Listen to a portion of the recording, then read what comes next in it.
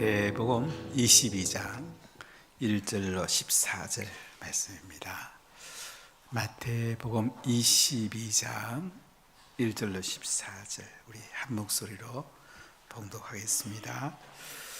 예수께서 다시 비유로 대답하여 이르시되 천국은 마치 자기 아들을 위하여 혼인잔치를 베푼 어떤 임금과 같으니 그 종들을 보내어 그 청한 사람들을 혼인잔치에 오라 하였더니 오기를 싫어하거늘 다시 다른 종들을 보내며 이르되 청한 사람들에게 이르기를 내가 오찬을 준비하되 나의 소와 살찐 짐승을 잡고 모든 것을 갖추었으니 혼인잔치에 오소서 하라 하였더니 그들이 돌아보지도 않고 한 사람은 자기 밭으로 한 사람은 자기 사업하러 가고 그 남은 자들은 종들을 잡아 모욕하고 죽이니 임금이 노하여 군대를 보내어 그 살인한 자들을 진멸하고 그 동네를 불사르고 이에 종들에게 이르되 혼인잔치는 준비되었으나 청한 사람들은 합당하지 아니하니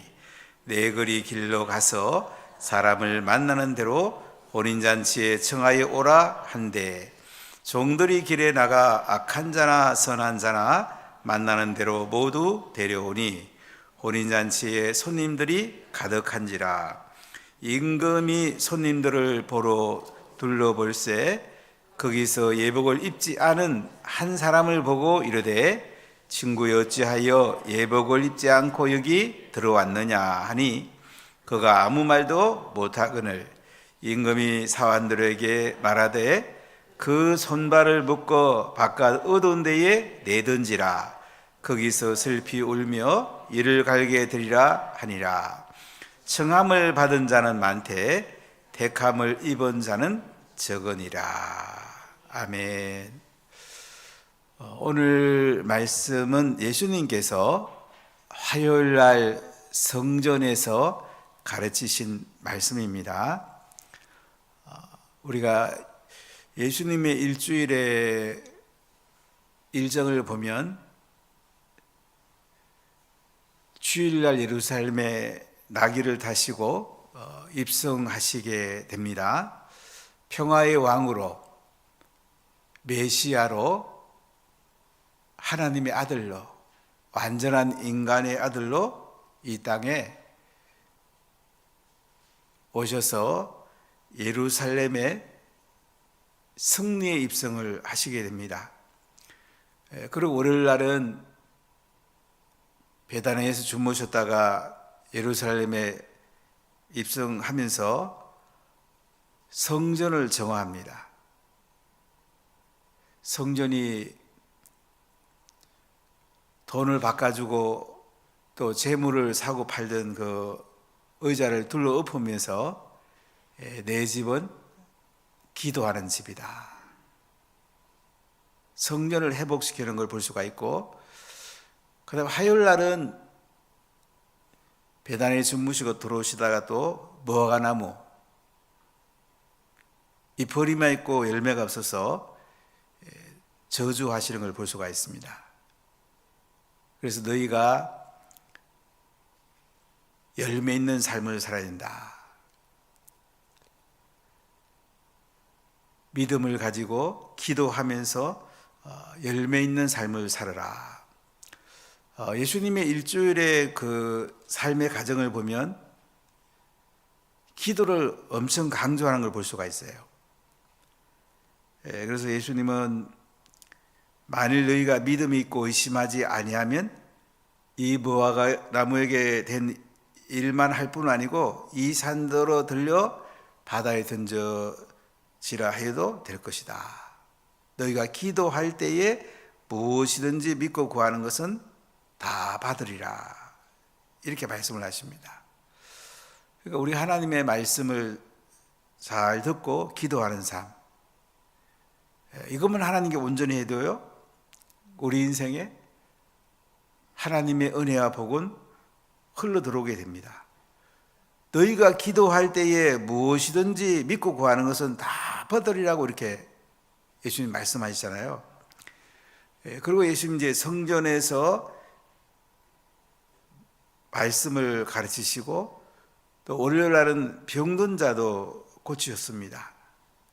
그러니까 그 당시 종교 지도자였던 대제사장들과 장로들이 나와가지고 아니 무슨 권위로 이렇게 병을 고치고 가르치냐고 이렇게 질문하고 어떤 면에서는 못마땅한 거죠. 시비를 걸었습니다.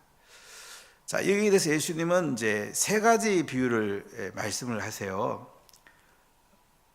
어떤 포도원에 가서 두 아들이 있는데 첫째 아들은 일하라고 가라고 그랬더니 대답은 하고 안 갔습니다. 둘째 아들은 가기 싫다고 하고서 그 다음에 순종해서 갔습니다. 자, 이 비유는 어떤 얘기입니까? 유대 종교 지도자들은 성경을 연구하고 하나님 말씀대로 살겠다 해놓고는 정작 예수님이 오시니까 지금 환영하지 않습니다. 메시아로 받아들이지 않습니다. 근데 세리와 창녀들은 예수님을 메시아로 받아들이게 됩니다.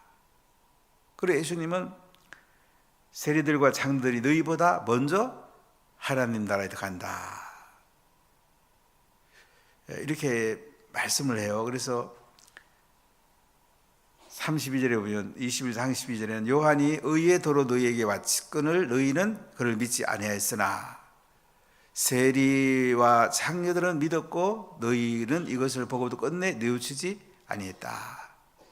이렇게 예수님 말씀하시면서 두 번째 비유를 듭니다. 포도 농부의 비유인데 어떤 주인이 포도원을 만들고 이제 접다는 틀을 만듭니다. 망대까지 만든 거 보면 엄청 큰 포도원입니다. 이 농부가 이제 세를 주고 다른 나라에 갔습니다. 열매가 맺을 때에 가까워 가지고 이제 종들을 보냅니다. 이제 그 포도원에 농사진 열매에 대해서 세를 거두려고 하죠. 그랬더니 그 농부들이 종을 잡아서 심히 때리고 죽이고 돌로 치고 또 다른 종을 보내도 또 죽이고 심히 치고. 그러니까 이제 이 포도원 주인이 자기 아들을 보냅니다.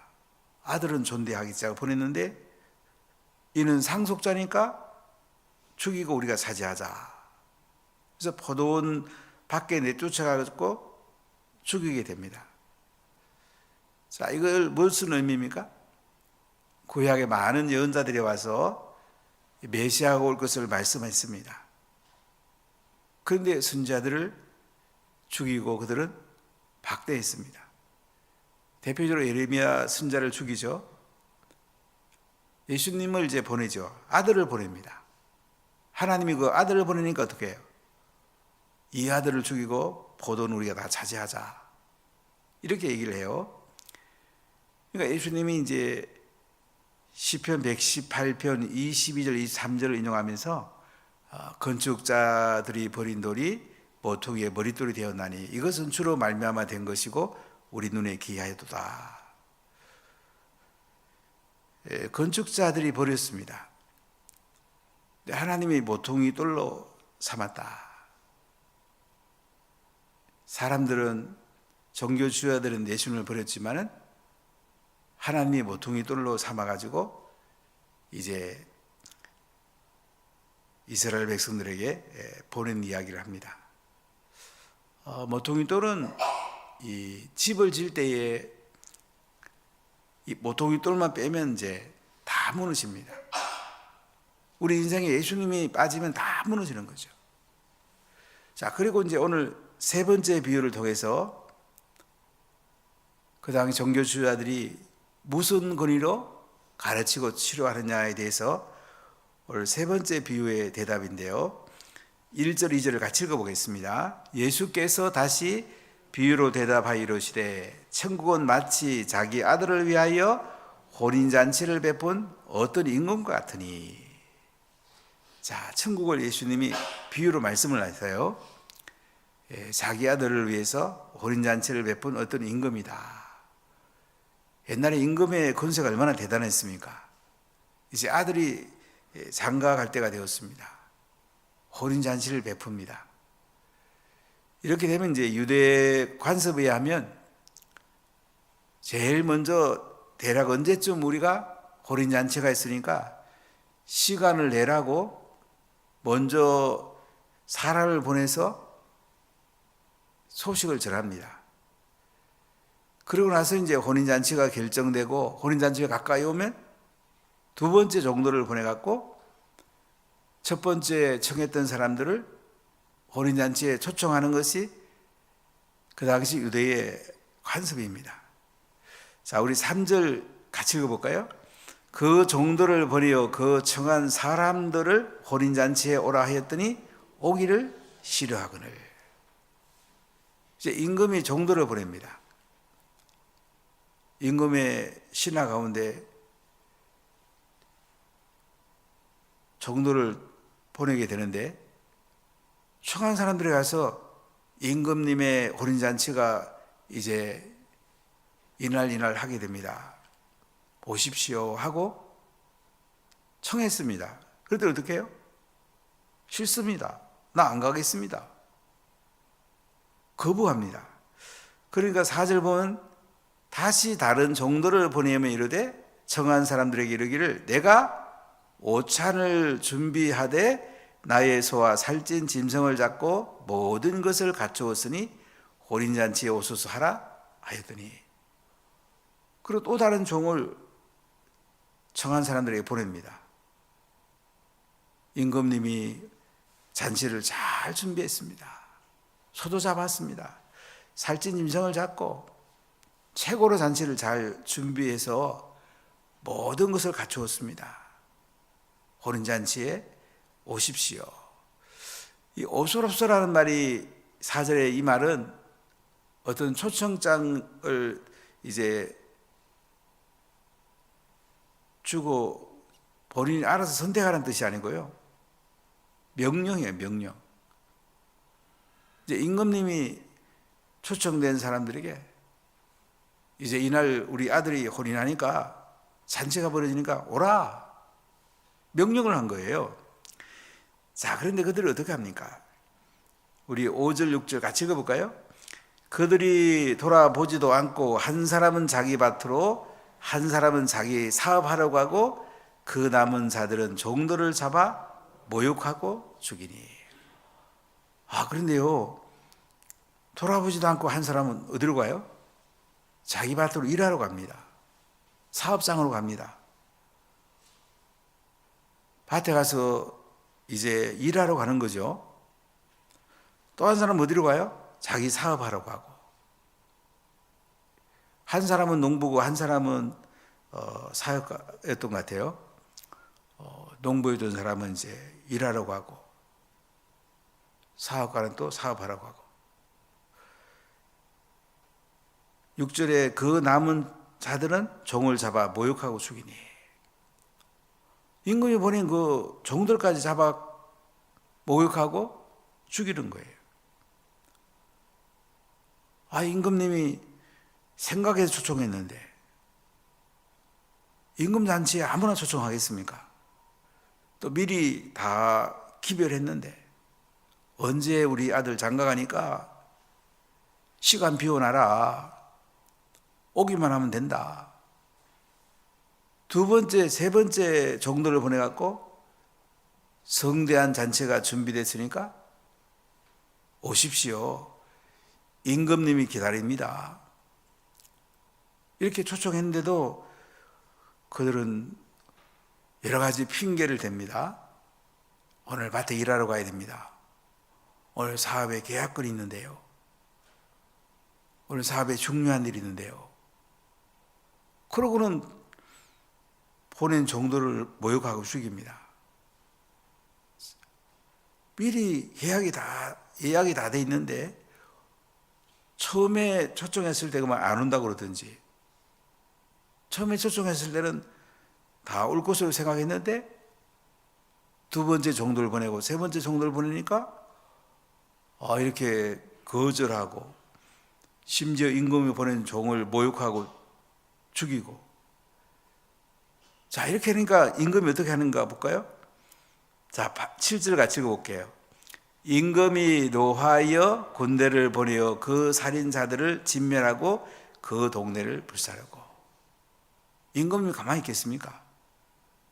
이제 군대를 보냅니다. 임금이 보낸 종들을, 살인한 자를 진멸하고 죽입니다. 그리고 그 동네도 불살라 버립니다.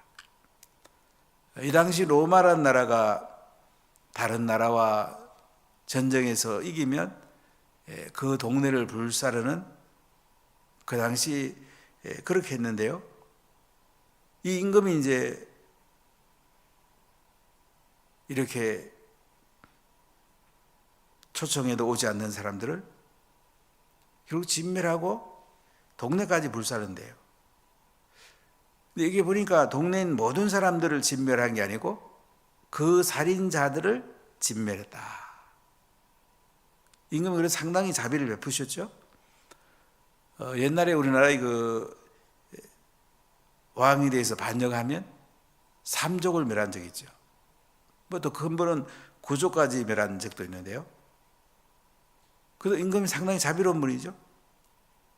임금이 보낸 종들을 모욕하고 죽인 자만 진멸했습니다.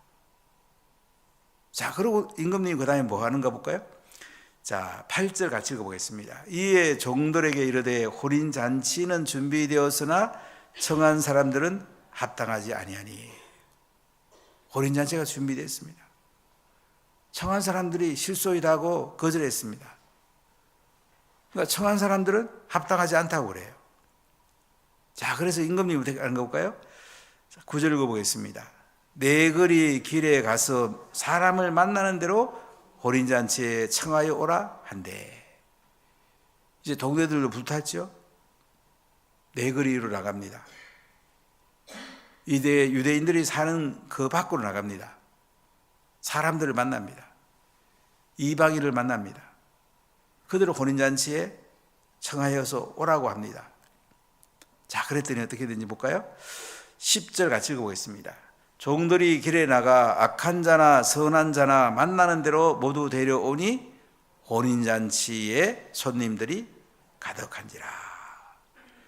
종들이 나가서 이제 길에서 만납니다. 악한 자나 선한 자나 만나는 대로 다 데리고 와요. 그러니까 혼인잔치가 손님들로 가득했다. 자, 여기까지 무슨 얘기입니까? 하나님이 하늘나라 잔치를 베풀어 놓으시고 유대인을 먼저 초청합니다. 특히 종교 지도자들 초청하죠. 대상도 초청하고 장들도 초청하고 서기관도 초청하고 바리새인도 초청합니다. 사두개인도 초청합니다. 이스라엘 선민들을 초청합니다. 그들이 싫다고 합니다. 그 임금이 베푼 잔치에 안 오겠다고 합니다. 어떤 면에서는 종말의 메시아 잔치죠. 하나님이 보낸 하나님의 아들 예수님의 잔치예요. 이 잔치에 유대인들을 먼저 초청했습니다. 그들이 안 옵니다. 그래서 이제 하늘나라 임금이 누구를 초청합니까? 이방인을 초청합니다. 이제 유대를 넘어서 로마, 터키, 유럽, 이 복음이 이제 우리나라까지 들어왔죠. 이방인들에게 이 복음이 흘러가도록 이방인을 초청하는 겁니다. 하나님 먼저 유대인들을 초청했어요. 구약의 선민들을 초청했습니다. 그들이 거절하니까 이제 이방인들, 길에 나가서 악한 자나 선한 자나 만나는 대로 모두 데려오라 그러잖아요. 그래서 손님으로 가득 찼습니다. 자, 11절 읽어볼까요? 임금이 손님들을 둘러 들어올세 거기서 예복을 입지 아니한 한 사람을 보고 이르되 친구여 어찌하여 예복을 입지 않고 여기 들어왔느냐 하니 그가 아무 말도 못하거늘. 이제 임금이 초청된 사람들이 호린잔치에 왔을 때에 둘러봅니다. 그랬더니 예복 입지 않은 한 사람이 있는 거야. 임금이 초청한 잔치는 예복을 입고 와야 되잖아요. 예복도 안 입고 이제 왔어요. 그러니까 임금이 친구여 어찌해서 예복을 입지 않고 여기 들어왔느냐. 그러니까 아무 말도 못하는 거야. 자, 여기 예복은 뭘 가르칠까요? 임금이 초청하면 예의를 갖춰야 되겠죠. 여러 가지 해석이 있을 수 있는데 믿음이 있다 그러면 삶으로 드러내는 것을 예복이라 하지 않는가? 의로운 삶을 가르치지 않는가? 제일 많이 해석하는 성경학자 해석은 여기 예복은 의로운 삶이다. 말씀대로 사는 삶이다. 입으로 믿는다고만 하고 삶이 아무것도 없이 살다가 천국의 문 앞에 가도 천국에 못 들어갈 수 있다는 얘기예요. 주여 주여 하는 자마다 다 천국에 들어가는 거 아니고 주의 말씀대로 살아야지, 주의 뜻대로 해가야지 천국 들어간다. 마태복음 7장에 그렇게 말씀하는데요. 천국 문 앞에까지 들어갔는데 천국에 들어가지 못한 거야. 여러분, 우리가 예수님 잘 믿어야 됩니다. 그냥 예수라고 이름은 엄청 부르면서 삶은 자기 마음대로 살면 천국 문 앞에서 거절당할 수도 있습니다. 오늘 예복을 입지 않은 이 사람은 어떻게 되는지 한번 볼까요? 자, 13절 가시고 볼까요? 임금이 사환들에게 말하되 그 손발을 묶어 바깥 어두운 데에 내던지라. 거기서 슬피 울며 이를 갈게 되리라 하시니라. 어떻게 된다고요? 쫓아냅니다. 천국에 못 들어가고 이거 어떻게 돼요? 바깥 어두운 데에 내던지라 이거야. 손발을 묶어서 내던지라는 거야. 거기서 슬피 울면서 이를 가게 된다. 지옥도 간다는 거죠. 우리가 천국과 지옥에 얼마나 다르겠어요? 천국 문 앞에까지 갔는데 지옥으로 집어 던진 거야. 자, 우리가 성경 전체를 잘 이해해야 됩니다. 보통 예수 믿으면 구원받는다.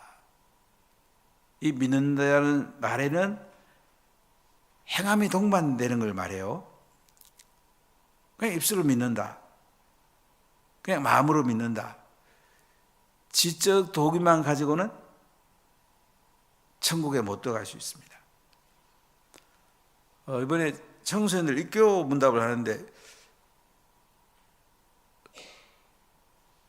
오늘 밤에 너 세상을 떠나면 천국도 갈 수 있냐 그러니까 대답 못하는 학생이 있었어요.